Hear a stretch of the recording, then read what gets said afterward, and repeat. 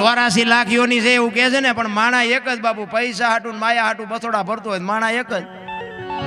અને કોઈ જીવ ભૂખ્યો રહેતો હોય તો કયો, કોઈને પૈસાની જરૂર હોય તો કયો, માણાનું ભરાતું હોય તો મને કયો.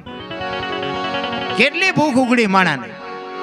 કોઈ પણ આમ જાનવરને તમને જાનવર પાસે ડિસ્કો કરાવીને પૈસા ઉભા કરે. બોલો, આ ઘોડાને લગામો મોઢામાં નાખીને ડિસ્કા કરાવીને પૈસા ઉભા કરે. ભલે ત્યાં નાચું નાખીને જોહારા મૂકીને જમીન ખેડાવીને પૈસા ઉભા કરે. હાંડિયાની ગાડીઓ બનાવીને પૈસા ઉભા કરે.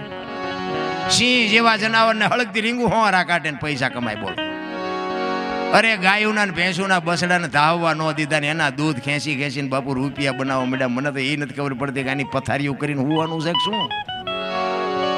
ને કે હું તો એમ કહું કે આ ગાયોના ને ભેંસોના બસડાને જો ધરીને ધવરાયા હોત ને તો મકાનની થાંભલી હોનાની હોત ભલામાં. પછી કે ધાવ્યો નહીં પાડો શું ખીલાન થાવે.